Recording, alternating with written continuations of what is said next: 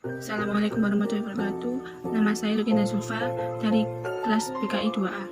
Di sini saya akan menjelaskan tentang tujuan ilmu antropologi. Nah, tujuan ilmu antropologi adalah untuk mempelajari tentang manusia, mulai dari sejarah, perkembangan, perubahan tingkah laku, dan lain-lainnya, mulai dari zaman dulu sampai sekarang. Nah, di sini objek tujuan ilmu antropologi adalah manusia. Terus baik itu dalam keadaan kedudukan sebagai individu, terus masyarakat, terus warga negara dan bangsa, budayaan dan perilaku. Nah, di sini tujuan antropologi itu dibagi menjadi dua, yaitu tujuan akademis dan tujuan praktis. Tujuan akademis yaitu untuk mencari pengertian tentang makhluk manusia pada umumnya dengan mempelajari berbagai bentuk fisiknya. Terus yang kedua yaitu tujuan praktis, yaitu mempelajari tentang manusia di berbagai masyarakat, suku, bangsa di dunia guna untuk membangun masyarakat itu sendiri. Dan untuk pengetahuan tentang ilmu antropologi itu kita bisa gunakan untuk mengetahui tata cara perilaku, pergaulan, kehidupan, dan masyarakat dalam berbagai problem atau masalah yang sering muncul di masyarakat. Nah, selain itu juga dapat mempelajari perbedaan fitu dan manusia sosiologi, seperti yaitu dan masyarakat dalam berbagai problem atau masalah yang sering muncul di masyarakat. Nah, selain itu juga dapat mempelajari perbedaan fitu dan manusia sosiologi, seperti yaitu fitu biologis. Nah, fitu biologis itu adalah yang dimaksud fitu biologis itu fisiologi atau susunan genetika, secara gizi dan evolusi dari seorang manusia yang berbeda. Terus yang kedua itu tentang manusia sosial. Nah, manusia sosial itu seperti meliputi bahasa, budaya, terus politik, keluarga dan agama gitu, dari berbagai daerah. Nah, sekarang kita masuk pembahasan yang kedua, yaitu kegunaan antropologi. Sebelum kita memasuki tahapan pembahasan ini, kita harus tahu dulu nih, antropologi itu secara garis besar dibagi jadi dua. Yang pertama, antropologi fisik, yang mana antropologi ini penelitiannya lebih ke fisik manusia. Yang kedua yaitu antropologi budaya. Antropologi budaya ini lebih ke sosialnya, seperti cara bermasyarakatnya, kemudian hubungan antara tetangga dan lain sebagainya. Nah, sekarang masuk ke kegunaan antropologi. Kalau ditanya apa sih kegunaan antropologi, sebenarnya kegunaan antropologi itu sangat banyak sekali, tapi di sini kita hanya mengambil 5 manfaat dari antropologi tersebut. Yang pertama, membantu pembangunan negara yang lebih maju. Nah, kenapa kok bisa sampai seperti itu? Tentu saja karena di antropologi itu ilmu penelitian tentang manusia.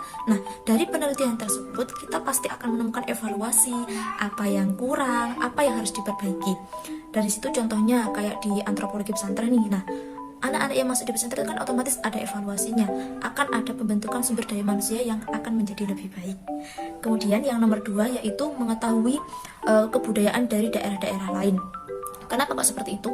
Karena antropologi itu pasti akan meneliti dari satu daerah, bukan daerah seorang antropolog tersebut sendiri, otomatis daerah orang lain. Nah, dari situ dengan bercampur baunya antara seorang antropolog dan yang diteliti tersebut akan memberikan sebuah ilmu baru, akan memberikan pemahaman baru. Contohnya nih, misal penelitiannya di Cina. Oh, di Cina itu ternyata kalau makan sumpitnya nggak boleh ditusuk. Oh, ternyata cara duduknya seperti ini.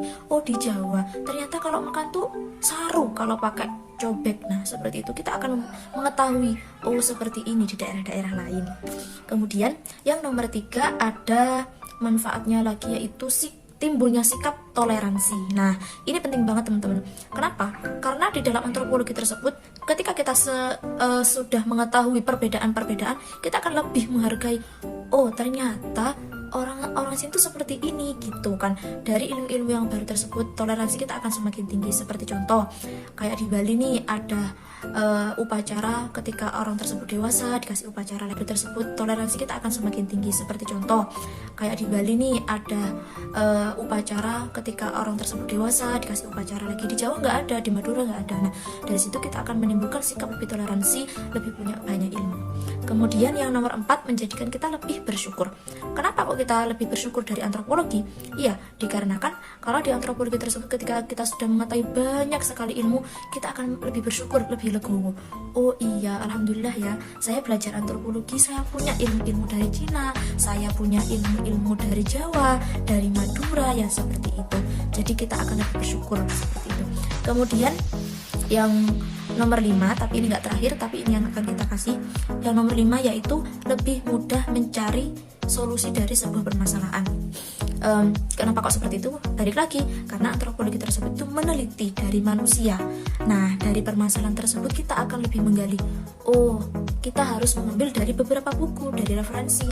Nah, di antropologi juga bahkan cara penelitian tersebut itu langsung ke manusianya tersebut.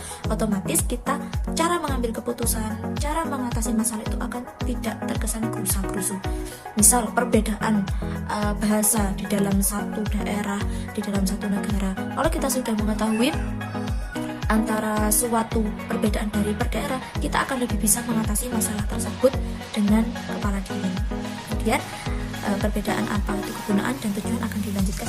Jadi di sini saya akan menjelaskan tentang perbedaan antropologi fisik dengan antropologi budaya. Jadi yang dimaksud dengan antropologi fisik itu mengkaji tentang keanekaragaman ciri khas fisik manusia dan perkembangannya. Jadi di sini dibagi menjadi 2, ada paleoantropologi dengan samotologi.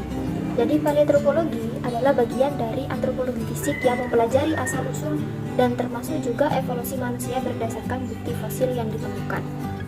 Beda lagi dengan samotologi, yaitu bagian dari antropologi fisik yang mempelajari keanekaragaman manusia yang dipandang dari sudut ciri-ciri fisik seperti warna kulit, seperti rambut. Nah, yang kedua yaitu antropologi budaya yang mempelajari tentang cabang dari kebudayaan serta berbagai kebudayaan di muka bumi dan mempelajari bagaimana manusia mengembangkan perbedaannya sepanjang zaman. Juga pembagiannya yaitu ada 3. Yang pertama arkeologi prehistori, yakni arkeologi ini mempelajari kebudayaan serba serta menghubungkan dengan peradaban modern. Jadi seperti peradaban pada zaman sekarang. Yang kedua ada etnologi, yaitu berkenaan dengan cara pendeskripsian sifat-sifat khusus kebudayaan dan kelompok-kelompok manusia yang sangat beraneka ragam. Akan tetapi, etnologi memiliki batasan sebagai teori ilmu kebudayaan. Yang ketiga itu ada etnolinguistik, yaitu ilmu ini mengkaji bagian tentang bahasa yang digunakan manusia kuno dan modern. Caranya dengan mempelajari bahasa dari orang yang telah mempunyai tulisan dan orang yang tidak mempunyai tulisan. Ini saya akan melanjutkan pembahasan tentang perbedaan tujuan dan kegunaan antropologi. Nah, sebelumnya kita harus paham dulu, kita harus mengetahui dulu makna dari tujuan dan makna dari kegunaan atau manfaat. Nah, yang dimana tujuan itu yakni sesuatu yang menjadi target pencapaian, sedangkan kegunaan atau manfaat itu yakni suatu hasil yang didapat dari suatu tujuan tersebut. Nah, kalau kita tarik ke materi antropologi ini, perbedaan tujuan dan kegunaannya itu sebagaimana yang sudah dijelaskan dari pemateri tadi, bahwa tujuan antropologi itu apa dan kegunaan atau manfaat antropologi itu apa saja. Nah, perbedaannya di sini kalau di tujuan itu terdapat 2 tujuan utama dalam mempelajari ilmu antropologi.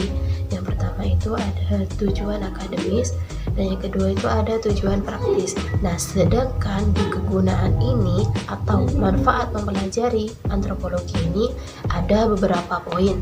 Yang pertama itu pembangunan bangsa dan negara yang lebih maju, mengetahui sikap masyarakat dari berbagai suku bangsa, menimbulkan sikap toleransi dan menjadikan kita bersyukur. Nah, yang terakhir itu lebih mudah mencari solusi dari suatu masalah. Nah, mungkin hanya itu perbedaan tujuan dan kegunaan yang dapat kami jelaskan. Kami dari kelompok 3 mohon maaf yang sebesar-besarnya jika terdapat banyak kesalahan dan kekurangan dalam materi ini.